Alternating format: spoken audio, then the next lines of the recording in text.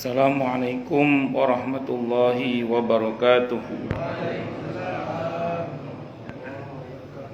Bismillahirrahmanirrahim. Alhamdulillahi rabbil alamin. Wa bihi nasta'inu ala umurid dunya waddin.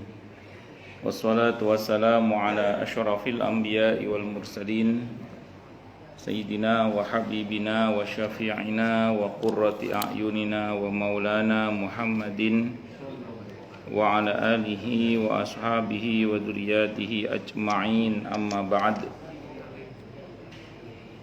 Asyhadu an la ilaha illallah wa asyhadu anna Muhammadar Rasulullah wa ufawwidu amri ilallah, innallaha basirum bil ibad.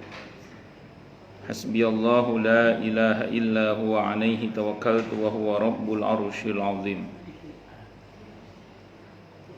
Qala Allah Ta'ala fi kitabihil karim hikayatan an Nabiyillahi Musa alaihi salam, Rabbi syrah li sadri wa yassir li amri wahlul 'uqdatam min lisani yafqahu qawli. Para alim, para asatid, para asatidah, para sepuh, para bini sepuh, para tokoh masyarakat, Bapak dan Ibu sekalian, hafizoni wa hafizakumullah. Wabil khusus segenap pengurus Masjid Al-Muhajirin Taman Malaka Utara dan sekitarnya, yang semoga pengurusnya dan jamaahnya selalu dalam naungan rahmat, barokah, perlindungan serta bimbingan Allah Subhanahu wa ta'ala. Amin Allahumma amin insyaallah. Allahumma inna nas'aluka ilman nafi'a wa rizqan thayyiba wa amalan mutaqabbala wa fatahallahu lana futuhal arifin. Allahumma inna na'udzubika min ilmin la yanfa' wa amalin la yurfa' wa qalbin la yakhsha' wa du'a la yusma'. Allahumma ati anfusana taqwaha wa zakkiha anta khairu man zakkaha anta waliyuha wa maulaha. Amin Allahumma amin insyaallah. Masih melanjutkan kajian kita sekarang terkait dengan wazifatur Rasul, tugas Rasulullah Muhammad sallallahu alaihi wasallam, atau tugas seorang Rasul, bahkan terutama untuk kita adalah Nabi kita Muhammad sallallahu alaihi wasallam. Tentu sebelumnya saya mohon maaf dan matur nuwun sudah berkenan menunggu. Jadi saya nggak berani ngebut ceritanya, nggak berani ngebut, jadi ngapunten terlambat. Ya nggak berani ngebut pokoknya. Jadi kalau hari biasa nggak berani ngebut, ditambah hujan, jadi lebih nggak bisa ngebut lagi gitu. Ngapunten nggih, betul-betul nggak bisa ngebut saya. Ya is. Terus kemudian pertama-tama tentu mari kita haturkan puja dan puji syukur kita ke hadirat Allah Subhanahu wa ta'ala dengan berucap alhamdulillahi rabbil alamin. Mudah-mudahan dengan hamdalah ini nikmat dari Allah untuk kita ditambah.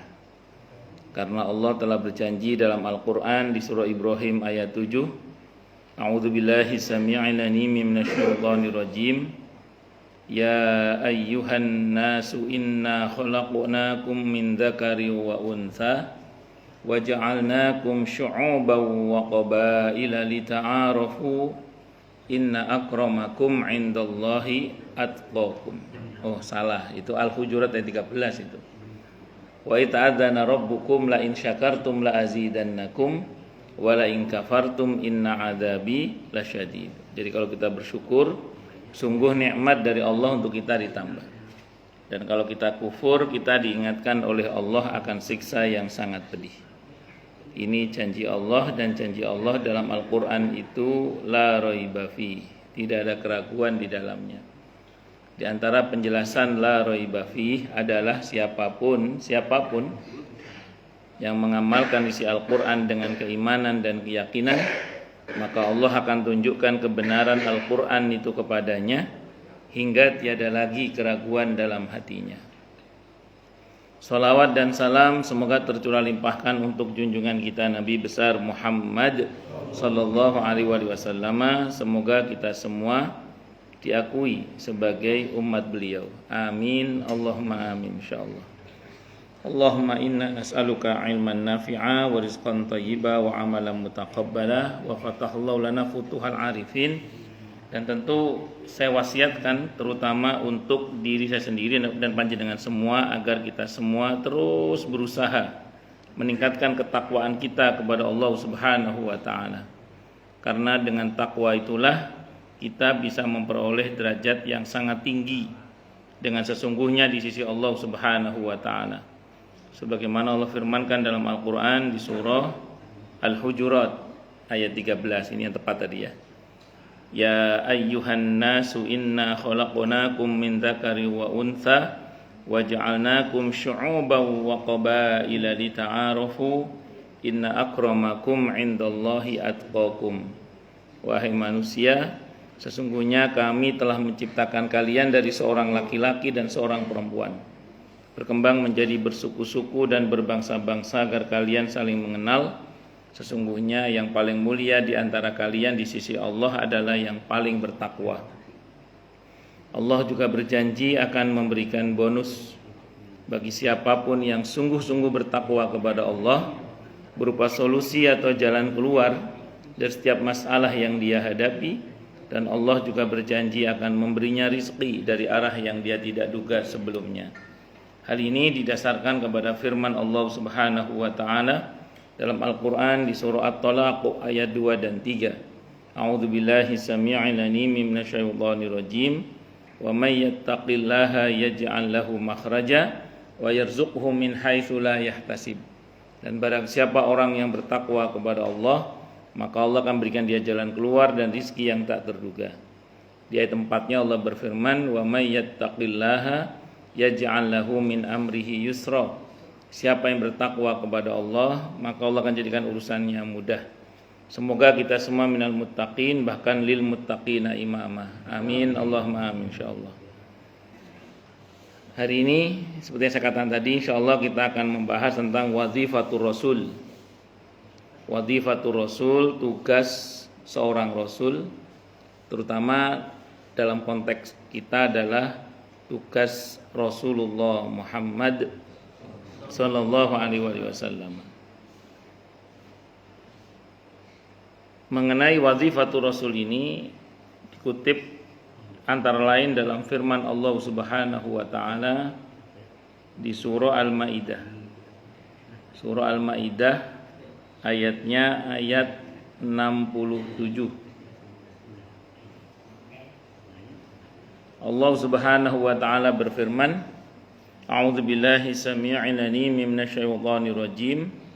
Ya ayyuhar rasulu balligh ma unzila ilaika mir rabbik wa illam taf'al fama ballaghta risalatah wallahu ya'simuka minan nas innallaha la yahdil qaumal kafirin.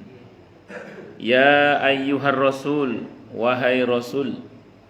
Nah, Allah itu kalau manggil Nabi Muhammad sallallahu alaihi wasallam itu enggak pernah sebut nama. Kalau nabi yang lain panggil nama, ya Musa, ya Harun, ya Yahya, ya Isa, ya Adam, ya Ibrahim, sebut nama langsung. Terkhusus Nabi kita Muhammad sallallahu alaihi wasallam tidak ada satupun ayat yang Allah memanggil nabinya dengan sebutan ya Muhammad. Oh, tapi di hadis qudsi itu banyak Ustaz ya Muhammad di hadis qudsi. Hadis qudsi itu maknanya dari Allah, isi kandungannya dari Allah, tapi pilihan katanya dari Nabi. Makanya Nabi membahasakan ya Muhammad. Ya Muhammad, karena Nabi yang membahasakan sendiri. Tapi maksudnya dari Allah. Tapi kalau Al-Qur'an pilihan katanya dan maknanya semua dari Allah. Nabi gak boleh ikut campur. Maka Allah tidak pernah menggunakan pilihan kata ya Muhammad, tidak pernah. Nabi menyebut ya ayyuhan nabi gitu, atau ya ayyuhar rasul. Kalaupun di Al-Qur'an nama Nabi disebut, langsung setelahnya gelarnya disebut. Muhammadur Rasulullah, langsung. Begitu nama Nabi disebut, langsung gelarnya disebut juga. Ini yang dipakai dalil oleh para ulama bahwa secara etika sepatutnya lah kita jangan manggil Nabi itu Muhammad ya. Mbok ya dipanggil Rasulullah. Kan itu teguran Allah kepada para sahabat, sebagian para sahabat atau sebagian orang maksud saya yang manggil Nabi Muhammad dengan sebutan ya Muhammad ya Muhammad. Yo mbok ngomong ojo ngomong Muhammad. Mbok ya katakan ya Rasulullah. Ini babnya etika ya, babnya apa? Akhlak kepada Nabi kita Muhammad sallallahu alaihi wasallam. Allahu akbar.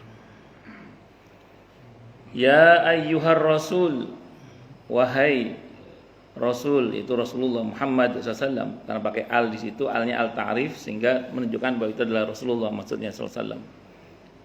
Balligh ma unzila ilaika min rabbik, sampaikan apa saja yang diturunkan kepadamu dari Tuhanmu, yaitu Al-Qur'an atau wahyu.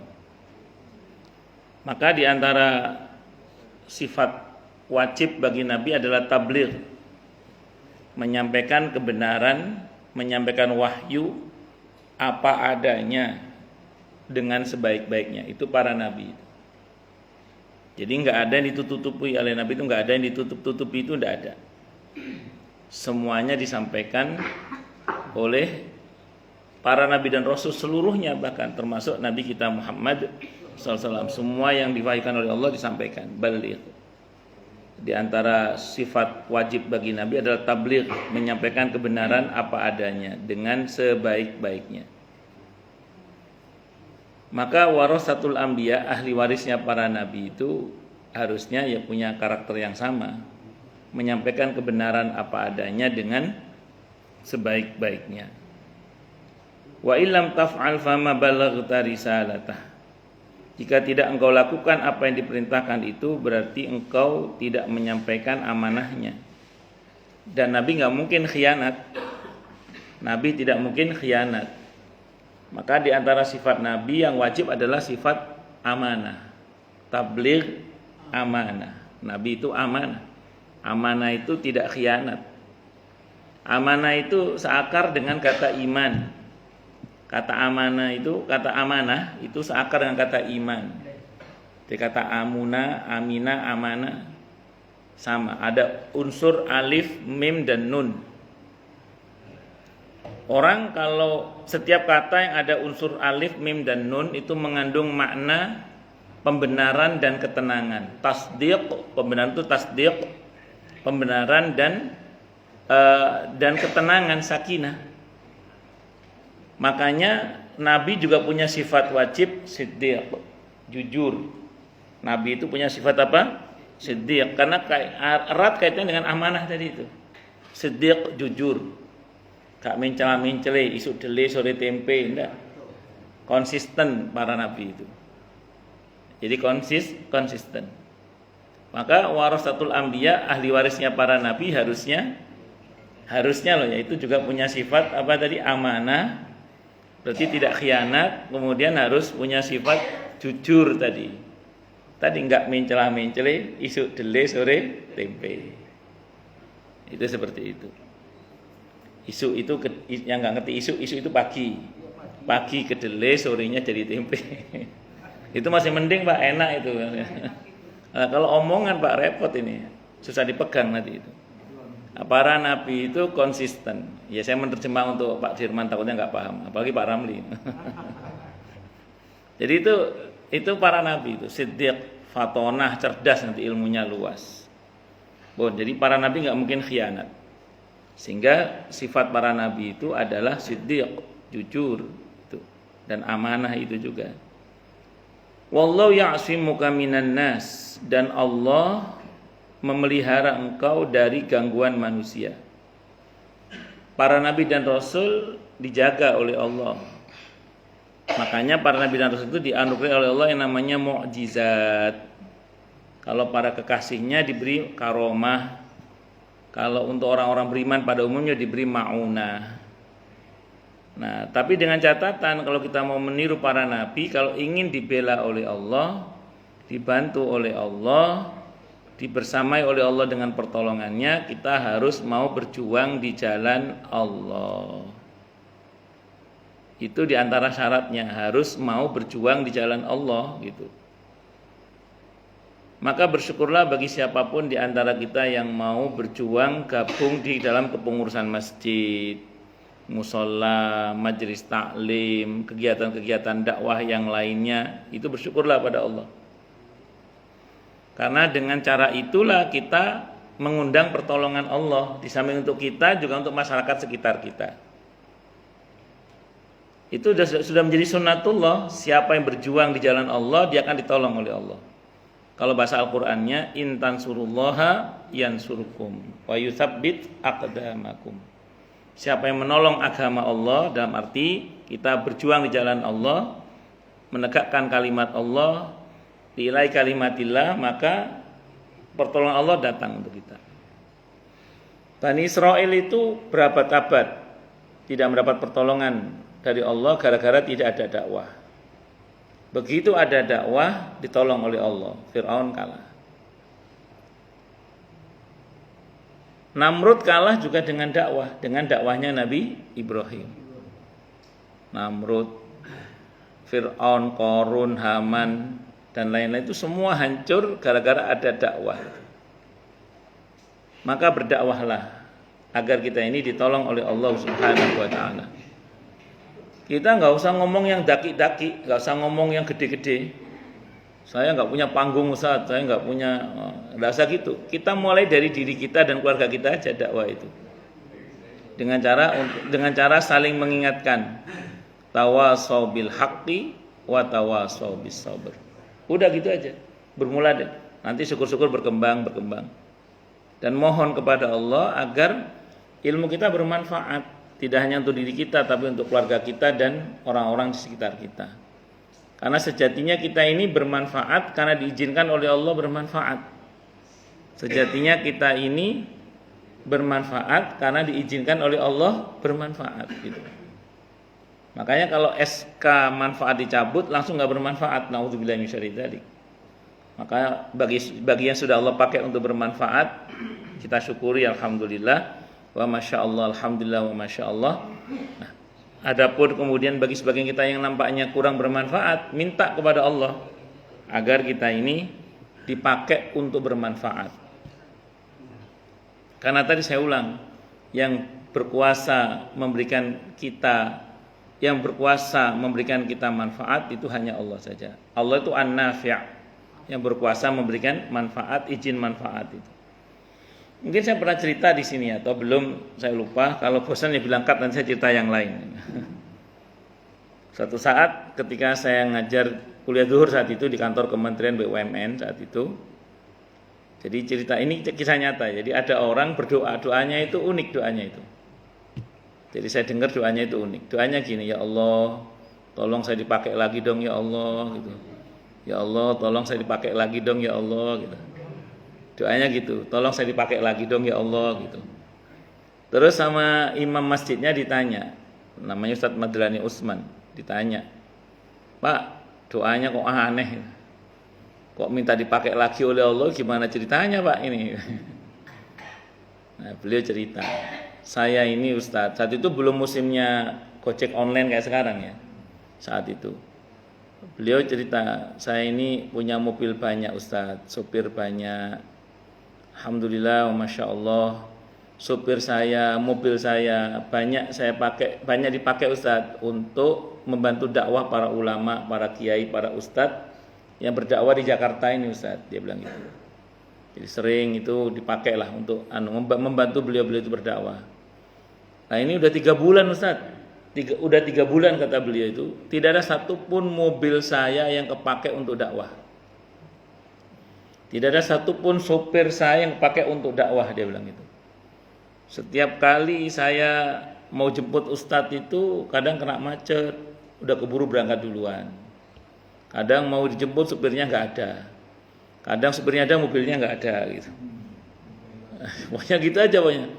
Kadang ya tak pokoknya sudah 3 bulan Ustaz nggak dipakai, nggak ada satupun mobil dan supir saya yang kepake untuk dakwah. Apa kata orang ini? Saya takut Ustadz, Allah nggak mau pakai saya lagi. Itu jawabannya. Saya takut Allah nggak mau pakai saya lagi. Maka saya berdoa, ya Allah tolong saya dipakai lagi, tolong saya dipakai lagi. Terus selang berapa waktu saya ngisi lagi di situ, kata Ustadz Madrani Usman, beliau mengatakan sudah dipakai lagi sekarang Ustadz. Oh, alhamdulillah. Alhamdulillah. Jadi kita minta sama Allah agar kita itu dipakai oleh Allah. Makanya kalau hari ini kita bermanfaat bagi agama ini, alhamdulillah, masya Allah. Kita bermanfaat bagi keluarga kita, alhamdulillah, masya Allah. Kita bermanfaat bagi lingkungan kita, alhamdulillah, masya Allah. Itu patut kita syukuri karena berarti kita sedang dipakai oleh Allah untuk bermanfaat bagi diri kita, keluarga kita, masyarakat kita, agama kita, syukur-syukur juga bangsa dan negara kita. Itu kita patut kita syukuri, alhamdulillah, masya Allah, alhamdulillah, masya Allah. Karena kalau izin manfaat Allah cabut langsung nggak bermanfaat, dan itu mudah bagi Allah itu. Kalau izin manfaat Allah cabut langsung tidak bermanfaat, dan itu mudah bagi Allah. Itu mudah bagi Allah. Makanya kita tidak boleh sombong. Harusnya kita sadari wong kita ini bermanfaat karena diizinkan oleh Allah apa tadi? Bermanfaat. Mungkin saya pernah cerita juga sini, ini yang saya bilang kalau izin manfaat Allah cabut langsung tidak bermanfaat. Saya sewaktu saya masih di Surabaya saat itu ya. Saya masih di Surabaya tahun 90-an akhir kira-kira itu saya dapat kabar ada seorang profesor di Jogja. Saya nggak sebut namanya. Ada seorang profesor di Jogja itu yang tiap bulan bukunya terbit.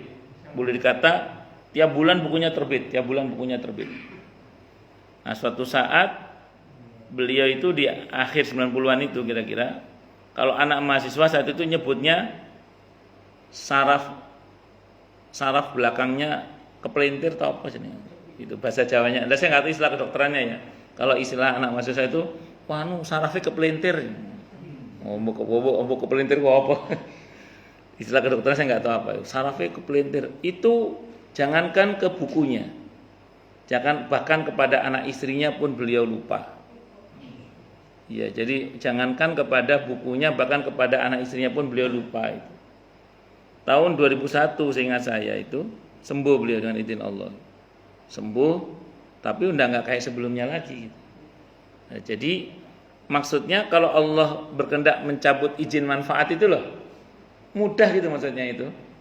Makanya kalau saya ulang, kalau sekarang atau saat ini kita bermanfaat untuk diri kita, keluarga kita, masyarakat kita, agama kita, syukur-syukur untuk bangsa dan negara kita juga bermanfaat, syukuri itu.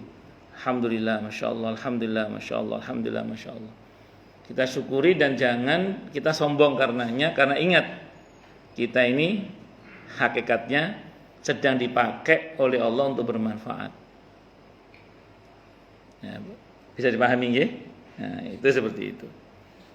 Terus kemudian, dan saya ulang sekali lagi, kalau kita mau berjuang di jalan Allah, Allah janji akan menjaga kita. Asal sungguh-sungguh dan ikhlas karena Allah. Innallaha la yahdil qaumal kafirin. Sungguh Allah tidak memberi petunjuk kepada orang-orang yang kafir. Ya sebenarnya bukan Allah nggak mau kasih petunjuk, orang kafirnya itu yang menolak, kan ingkar. Dasarnya memang ingkar. Tapi memang biasanya orang yang ingkar itu hatinya sudah membatu memang. Yatahajjar, sudah membatu, bahkan bisa jadi yatahaddad, sudah membesi, keras kepala udah itu, kepalanya keras, kalau dipukul bunyi tang gitu saking kerasnya. Kalau dinasehati masuk kuping kanan, masuk kuping kiri, keluar dari mulut, galakan dia ya. Ini kalau penyakit hati sudah akut namanya. Kalau akut itu kategorinya yang Allah bilang itu khatamallahu ala qulubihim wa ala sam'ihim wa ala absarihim ghisyawatu walahum adzabun azim. Dikunci mati hatinya oleh Allah, udah ruwet urusannya itu. Kalau dikunci mati oleh Allah. Khatamallahu ala qulubihim wa ala sam'ihim wa ala absarihim ghisyawatu walahum adzabun azim. Untuk orang seperti ini kita nggak bisa menasihati biasanya. Paling hanya bisa mendoakan satu, yang kedua, kalaupun kita mau menasihati gunakan kata tanya. Mau berapa lama kamu begini? Mau begini terus? Apakah takut mati? Nanti kalau mati nggak takut masuk neraka? Kita tanya aja, walaupun kelihatannya cuek, insya Allah dia akan berusaha menjawab pertanyaan itu dalam dirinya. Sehingga harapannya ada masa di mana dia berpikir dan berzikir. Kalau pertanyaannya berbasis akhirat, ada masa di mana dia berpikir dan berzikir. Saat dia berpikir dan berzikir itu diharapkan terjadi tazkiyatun nafas, pembersihan jiwa. Karena ada model orang itu kalau dinasehati itu mental. Tapi kalau ditanya mikir ya. Jadi kalau dinasehati mental, tapi kalau ditanya mikir, itu ada. Itulah metode Al-Qur'an. Metode Al-Quran itu diantaranya istifham, pertanyaan itu. Kan kita tahu di Al-Quran banyak pertanyaan itu ya. Nah, itu karena ada model-model orang yang kalau dinasihati mental, tapi kalau ditanya mikir ya. Jadi ada model orang-orang tertentu itu yang begitu. Jadi nggak usah dinasihati tapi ditanya aja. Mau berapa lama kamu begini? Apa mau begini terus? Gak takut mati apa? Gak takut masuk neraka?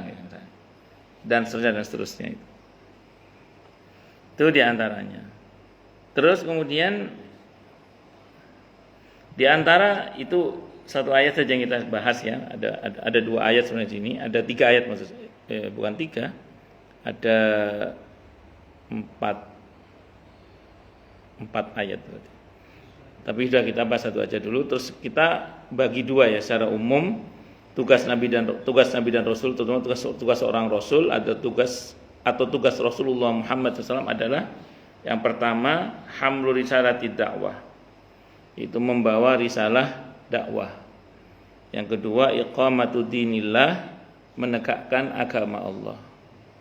Pertama membawa risalah dakwah, karena Rasul ya, kalau Nabi tidak ada kewajiban menyampaikan wahyu kepada umatnya kalau Nabi, tapi kalau Rasul itu ada kewajiban. Jadi ada banyak nabi tapi tidak rasul. Kalau rasul pasti nabi. Jadi nabi itu kayak semacam pangkatnya ya. Misal jenderal bintang 4 misal gitu ya. Jadi jenderal bintang 4, rasul itu pangkatnya. Misalnya pangkatnya sebagai pangdam atau pangap atau opolah, saya nggak paham aku itu. Atau kasat misalnya. Nah, jadi itu pangkatnya itu rasul itu. Nah, rasul itu punya seorang rasul itu wajib menyampaikan risalah. Namanya aja rasul. Maka dia ada kewajiban menyampaikan risalah. Yang pertama risalatud dakwah, karenanya para nabi dan rasul itu semuanya berdakwah. Karena dakwah ini merupakan bagian dari perintah. Perintah yang prinsip dalam agama ini diantara adalah dakwah. Ketika dakwah vakum, tidak ada ajakan untuk berbuat kebaikan, tidak ada saling mengingatkan dalam kebenaran dan kesabaran, maka jangankan keluarga kita yang keluarga biasa, bahkan keluarga yang mulia pun bisa masuk dalam kesesatan.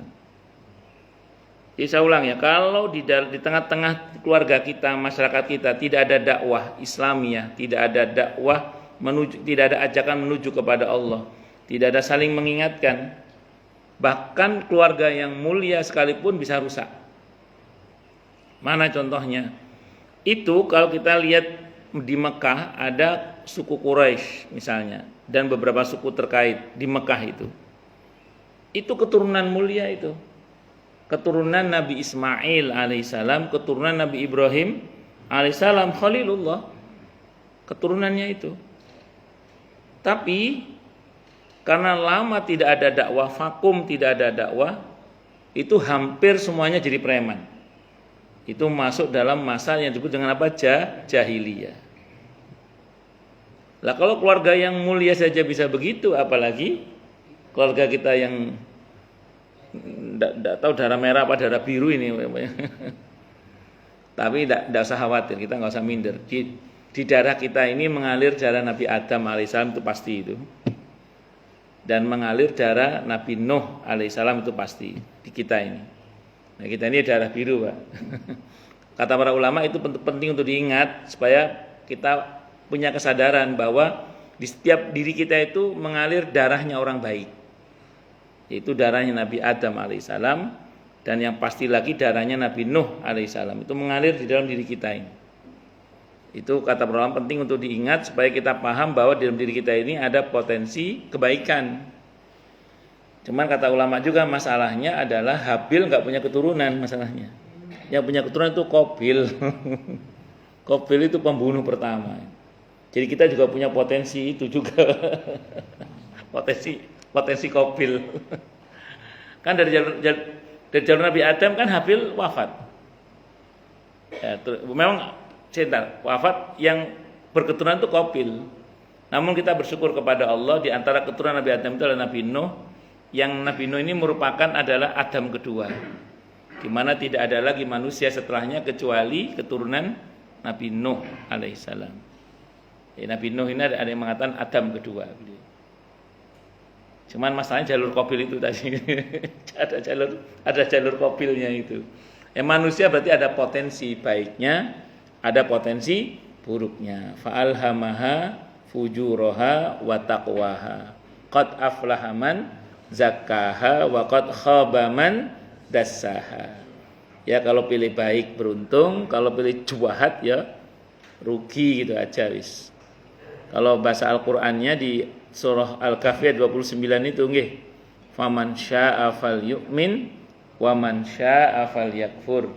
Yang mau beriman silakan beriman, yang mau kafir silakan kafir. Tapi kalau pilih kafir ya itu sebutan tanggung resikonya itu. Tanggung resikonya. Semoga kita termasuk yang golongan orang-orang yang baik menurut Allah. Amin. Allahumma amin insyaallah. Mengenai membawa hamlu salati dakwah ini ada, kita coba buka di surah Al-Maidah juga, ayatnya ayat 67. Sama juga tadi ya. Yang lain Al-Ahzab aja, Al-Ahzab. Sekarang Al-Ahzabnya aja kita buka. Al-Ahzab surah ke-33 ayatnya ayat 39. Ayat 39.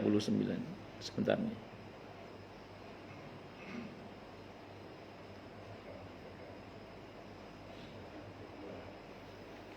Allah berfirman, a'udzubillahi samii'il 'aliim minasyaitonir rajim. Alladzina yuballighuna risalatillahi wa yakhshawnahu wa la yakhshawna ahadan illallah wa kafa billahi hasiba. Yaitu orang-orang yang menyampaikan risalah-risalah Allah. Mereka tidak takut, mereka takut kepadanya dan tidak merasa takut kepada siapapun selain kepada Allah. Dan cukuplah Allah sebagai pembuat perlindungan. Wa kafa billahi hasiba. Pertama gini, dai sejati, dai sejati atau orang-orang yang berdakwah dengan sungguh-sungguh itu, mereka di dalam hatinya tidak ada ketakutan kecuali hanya kepada Allah dan tidak takut kepada selain Allah. Bahkan nanti di ayat yang lain, wa madhu'ufu wa mastakanu, mereka tidak merasa lemah, tidak merasa terhina walaupun dicaci dimaki. Kenapa? Karena dia fokus pada Allah, gitu aja. Jalan dakwah itu bukan tanpa resiko ya, termasuk kematian itu resikonya. Kita tahu dalam Al-Quran ada nabi yang sampai dibunuh kan, di antara Nabi Zakaria alaihissalam, Nabi Yahya alaihissalam. Itu sekelas nabi loh dibunuh itu. Dan memang itu disengaja oleh Allah dilakukan. Maksudnya ada nabi yang harus pernah terbunuh bukan apa-apa, karena supaya nabi itu tidak dituhankan, gitu aja.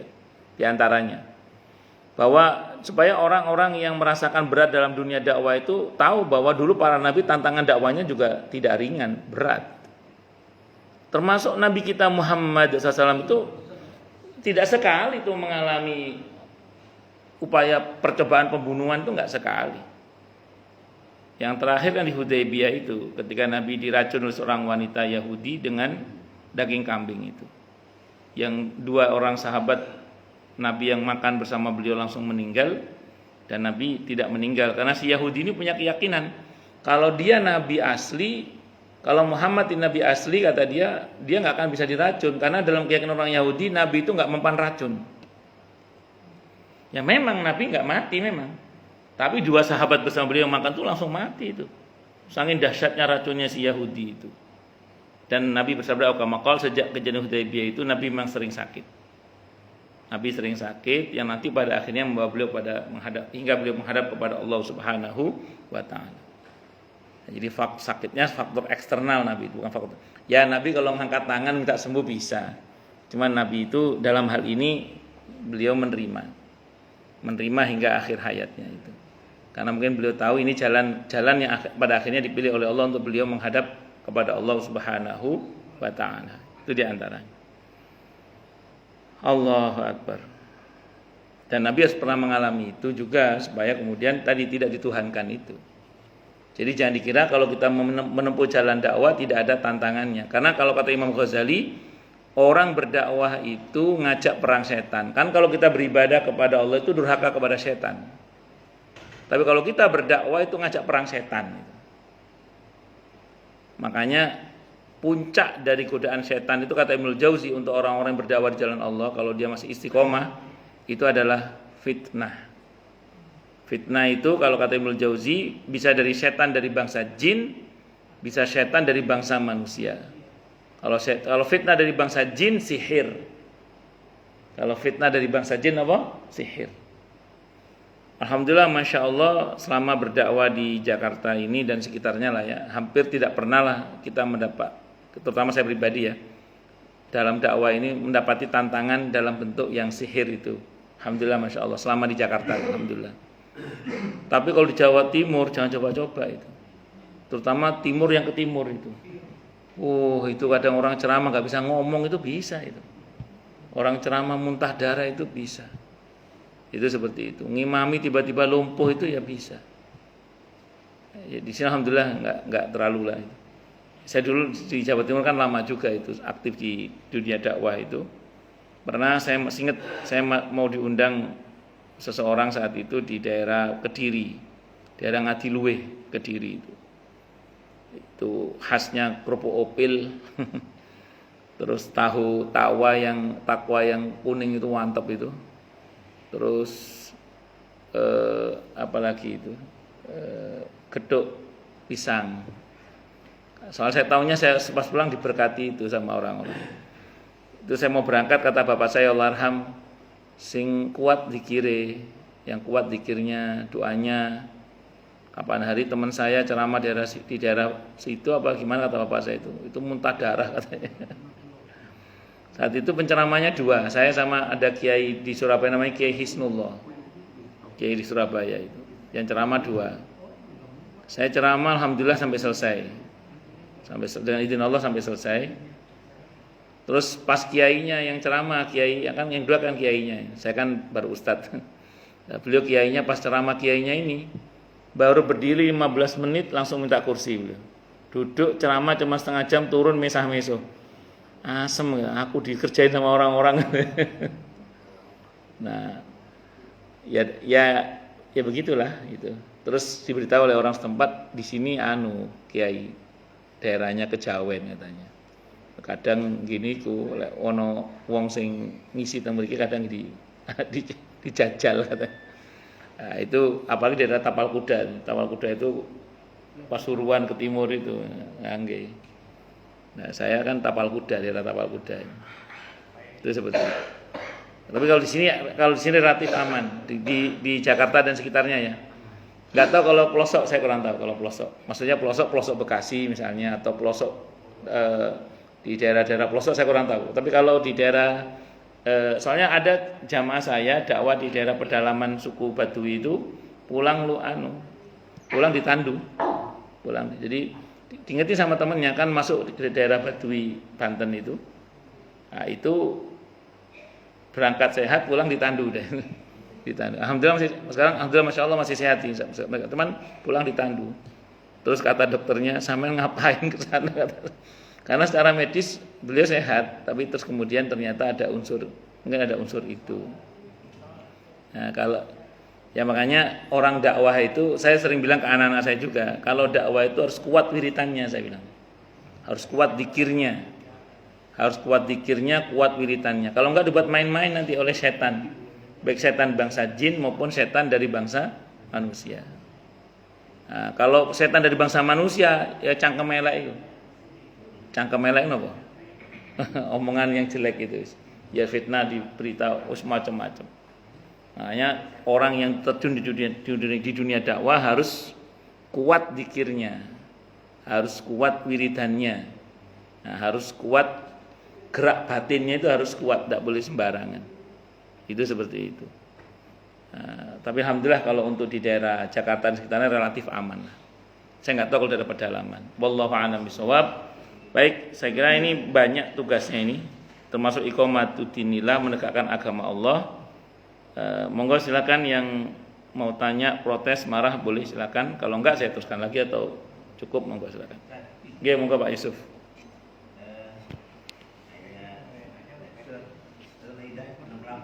Oke.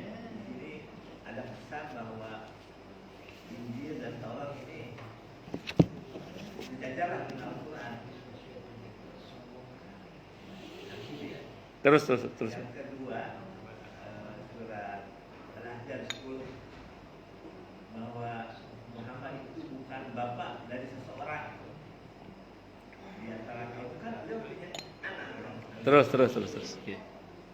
Sabun? Harus punya anak kan? Oke, terus. Nanti saya terangkan. Maka Muhammadun aba ahadim minkum walaki Rasulullah itu kan ya? Betul. Oke. Terus? Ini kok disebutkan Muhammad itu bukanlah bapak dari seseorang di antara kamu, tetapi dia adalah utusan. Oke lah kesalahannya. Seakan tidak punya anak di sini. Ada kesan. Sambun, saya jawab ya. Pertama, tadi mengenai Taurat, Injil, Zabur, dan Al-Quran, itu kok dikesankan sama karena disebutkan setara ya. Jawabannya memang sama, kan sama-sama kalamullah. Al-Quran, Taurat, Zabur, Injil, Al-Quran itu sama-sama kalamullah. Sama-sama firman Allah. Jadi kalau dibilang sama, memang sama. Hanya bedanya, kalau Taurat, Injil, Zabur itu berlaku hanya untuk kaumnya. Itu kaum Bani Israel. Nah, ini berbeda dengan Al-Quran yang berlaku untuk seluruh umat manusia. Bahkan bangsa jin pun dapat penerapan syariat Al-Quran itu. Karenanya kemudian dibilang sama, ada samanya dari segi kalamullahnya. Tapi dari segi keuniversalannya tentu Al-Quran yang diunggulkan dalam hal ini. Satu. Yang kedua, bedanya dari semua kitab suci itu, kalau Al-Quran dijamin tidak bisa dipalsukan. Inna nahnu nazzalna dzikra wa inna lahu lahafizun. Nah, beda dengan kitab suci yang lain yang memang masih bisa dipalsukan. Tapi ada persamaannya juga sebenarnya dalam hal ini. Apa? Al-Quran memang nggak bisa dipalsukan, tapi Al-Quran maksudnya bisa dibengkokkan sesuai dengan kepentingan. Nah, itu yang namanya jual beli ayat itu. Jadi Qurannya nggak bisa dipalsukan, tapi kandungannya bisa diperjualbelikan. Itu seperti itu. Sehingga saya masih ingat dulu zaman ketika partai baru 3 itu, orang kalau nyindir Golkar itu pakai ayat wala taqraba hadhihi syajarata fatakuna minadh dhalimin. Jangan kamu dekati pohon ini, itu ditafsirkan ini pohon beringin maksudnya. Itu, kenapa? Balas lagi itu. Pakai ayat yang apa ayatnya, Pak? Pokoknya ada lah pokoknya. Kulaan ayat itu banyak dulu itu. Ya itu namanya membengkokkan makna asli dari Al-Quran. Jadi ada persamaannya juga walaupun nggak bisa dipalsukan. Tapi apa persamaannya tadi? Mereka membengkokkan makna dari atau kandungan dari Al-Quran itu. Itu diantaranya gitu. Terus kemudian yang kedua berkenaan dengan Muhammad itu bukanlah bapak salah di antara kalian, maka Muhammad walaki Rasulullah. Itu sababun nuzulnya berkaitan dengan Zaid bin Harisah radhiyallahu an. Saat itu Zaid bin Harisah dibilang Zaid bin Muhammad. Iya, oleh Allah dilarang, tidak boleh. Karena bin itu anak kandung. Sementara Nabi kita Muhammad SAW tidak pernah menikah dengan ibunya Zaid bin Harisah radhiyallahu an. Sehingga kalau dikatakan Zaid bin Harisah, Zaid bin Muhammad itu sama dengan menuduh Nabi kita Muhammad SAW telah berbuat yang enggak benar dengan ibunya Zaid berarti. Karena Nabi tidak pernah menikah dengan ibunya Zaid. Makanya Allah melarang. Maka dalam Islam kita boleh punya anak angkat, tapi tidak boleh dibinkan kepada kita. Harus dibinkan kepada bapak aslinya. Makanya akhirnya kembali pada Zaid bin Harisah. Tidak Zaid bin Muhammad. Itu Pak maksudnya. Jadi bukan berarti Nabi bukan bapak. Nabi itu punya putri, punya putra juga. Yang lanjut keturunan beliau dari Siti Fatimah radhiyallahu anha dari jalur Sayyidina Hasan dan Sayyidina Husain radhiyallahu anhuma. Di online ada yang nanya nih dari Uni Zurma. Ini dari Kalimantan. Kalimantan sihirnya juga lumayan juga ini. Kalimantan ya. Ustadz izin bertanya, apakah para pendakwa yang dibunuh atau dikerjain tidak dilindungi Allah? Apakah memang takdirnya di Lauhul Mahfuz memang meninggal seperti itu atau kurang tirakat? Pertama, kalau kita ngomong takdir pasti takdir ya. Pasti takdir. Kalau kita ngomong takdir ya, pasti itu takdir. Tapi ingat rumusnya ya, bahwa Allah nggak mungkin salah. Yang mungkin salah itu siapa? Kita. Nah, pertanyaannya apakah Allah tidak jaga dia? Pasti dijaga oleh Allah, pasti itu. Nah, penjagaan Allah itu suka-suka Allah. Bagaimana bentuk menjaganya? Orang mati di dunia dakwah itu kan, kalau bagi kita yang melihat, kasihan dia mati dalam dunia dakwah gitu ya. Kasihan dia mati.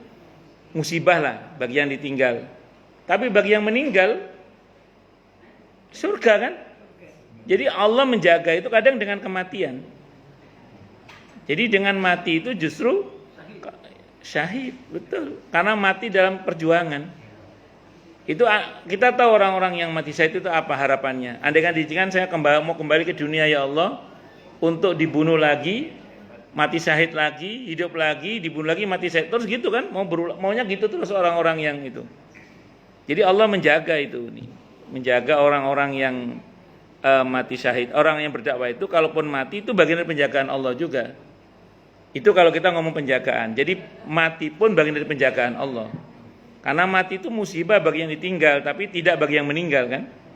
Itu seperti itu. Makanya orang yang berdakwah di jalan Allah, kalau sampai dia mati, matinya syahid insya Allah. Nah, kalau kita mau muhasabah berkaitan penjagaan diri, mungkin saja beliau kurang zikirnya, kurang wiridnya, kurang takarubnya ilallah itu kurang misalnya. Bisa saja. Karenanya kemudian ingat ya, Nabi Ayub alaihissalam kalau kita baca dalam Qisasul Anbiya itu, iblis langsung yang datang kepada Allah, maksudnya munajat sama Allah, minta izin untuk mensihir Nabi Ayub. Coba. Jadi iblis langsung sowan kepada Allah, minta izin untuk mensihir Nabi Ayub. Dan Allah izinkan. Dan terjadi apa yang terjadi? Putra beliau wafat, putra putrinya wafat, usahanya hancur, badan beliau sakit, istrinya pada lari semua kecuali satu yang setia menemani beliau. Dan saat istrinya, ada dalam penjelasan di tafsir Asy-Syu'ara itu, saat sudah sekian lama sakit, istrinya berkata, Mas Nabi, ya kan suaminya kan Nabi, Mas Nabi, Mas Nabi mbok ya minta sembuh sama Allah, sama itu Nabi gitu loh. Apa kata Nabi Ayub alaihissalam? Aukamakal, saya sehat berapa lama? 40 tahun. Saya sakit berapa lama? 18 tahun, kata istri. Kurang lebih 18 tahun. Kata Nabi Ayub kurang lama. Kata Nabi Ayub apa? Kurang lama. Nabi Ayub itu menurut penjelasan sebagian para ulama baru nangis karena sakitnya itu mulai menyentuh lidahnya itu. Begitu mulai menyentuh lidahnya itu beliau nangis beliau itu. Kenapa nangis? Karena beliau takut kalau lidahnya kena, beliau tidak bisa menyebut nama kekasihnya. Siapa? Allah. Bagi seorang kekasih, hal yang sangat menyakitkan adalah ketika tidak bisa menyebut nama kekasihnya. Maka Nabi Ayub nangis itu. Nangis minta sembuh akhirnya. Dan dengan izin Allah beliau sembuh. Ya itu. Jadi orang-orang yang dekat dengan Allah ya kalau dia berdoa bisa sembuh. Tapi ada beberapa yang memilih untuk menerima. Nah, termasuk Nabi Ayub alaihissalam. Tapi begitu ngena lidahnya, terpaksa beliau berdoa kepada Allah untuk sembuh. Karena beliau tidak sanggup menyebut nama kekasihnya. Saya kira itu, wallahu a'lam bishawab. Monggo yang lain kalau ada. Jelas semua atau tidak jelas semua? Cukup dulu nggih. Tapi diyakini nggih, kalau kita berdakwah di jalan Allah, pasti Allah bela kita. Asal kita ikhlas karena Allah ya. Semakin ikhlas, semakin kita dibela oleh Allah. Semakin benar dalam kita berdakwah dan bersungguh-sungguh, semakin kita dibela oleh Allah. Itu diyakini dulu itu. diyakini dulu. Selebihnya kita perkuat dengan zikir, wirid, doa, sedekah dan macam-macam. Di samping bela diri fisik. Jadi dulu kalau kata kiai saya, pokoknya kalau jadi juru dakwah harus bisa gelut, kata kiai saya dulu. Harus bisa berkelahi pokoknya. Jadi itu ilmunya kiai saya dulu. Pokoknya kalau terjun di dunia dakwah harus bisa berkelahi pokoknya. Iya, harus bisa gelut pokoknya. Mbuh yo apa carane. Makanya bapak saya dulu ketika saya pulang nangis. Saya masih SD kelas 1. Saya pulang nangis itu. Kata bapak saya walang kerik di depan pintu itu. Saya nangis saat itu. Pulang sekolah itu, Pak, diganggu sama teman itu, nangis. Kata bapak saya, "Kenapa nangis?" Kata bapak saya. Bapak saya kan orangnya galak gitu. "Kenapa kok nangis?" Diganggu sama adat namanya ponari di kampung saya. Diganggu sama, bukan ponari yang dukun Jombang itu bukan. Diganggu sama ponari katanya. Kata bapak saya, "Kenapa nggak dilawan?" Artinya bapak saya itu ngajari saya berani gitu loh. Nggak disayang-sayang gitu, nggak. Kenapa nggak dilawan? Anaknya besar. Karena anak itu udah nggak naik kelas berapa kali. Itu kan di kampung dulu biasa ya nggak naik kelas berapa kali gitu. Ya sehingga jadi gede dan jadi preman di kelas itu. Anaknya gede, saya bilang gitu sama bapak saya. Anaknya gede. Kata bapak saya, "Loh, kan ada batu bata, ada kayu," kata bapak saya. Jadi dulu bapak saya itu ngajari saya itu berani itu gitu. Kan ada batu bata, ada kayu. Kenapa takut, kata bapak saya. Jadi dari kecil saya itu sama bapak itu diajari nggak cengeng. Pokoknya kudu wani, harus berani. Itu seperti itu. Ya sembuh ya apa. Kata saya kalau terjun di dunia dakwah harus iso gelut. Mbuh yo apa carane, kata kiai saya. Mbuh yo apa carane gitu. Itu seperti itu. Wallahu alam bisawab. Ya perbanyak doa, mohon pertolongan sama Allah. Karena mbok jagoan kaya apa lek gak selamat ya padha ae. Saya kira itu nggih, cukup. Kita tutup dengan hamdalah. Alhamdulillahirabbil alamin. Semoga kajian kita bisa bermanfaat, mubarakah fid dini wad dunya wal akhirah untuk kita, keluarga kita dan seluruh umat Islam semuanya, dan mudah-mudahan kita semua dijadikan oleh Allah sebagai orang-orang yang sukses dunia akhirat, selamat dunia akhirat, bahagia dunia akhirat, dan dipermudah setiap urusan kita oleh Allah fid dini wad dunya wal akhirah. Semoga Allah limpahkan hidayah selalu untuk kita. Semoga Allah tingkatkan selalu hidayah untuk kita, dan semoga Allah berikan hidayah untuk siapapun yang melihat kita. Subhanakallahumma bihamdika asyhadu an la ilaha illa anta astaghfiruka wa atubu ilaik. Sallallahu alaihi Muhammad wa ala alihi wasallam. Saya mohon maaf. Assalamualaikum warahmatullahi wabarakatuh.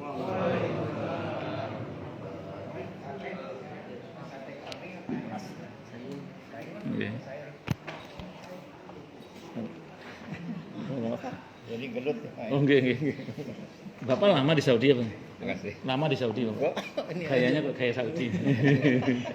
Kayak Dakar di Saudi. Nggih. Nggih, alhamdulillah. Nggih, sami-sami nggih, sami-sami.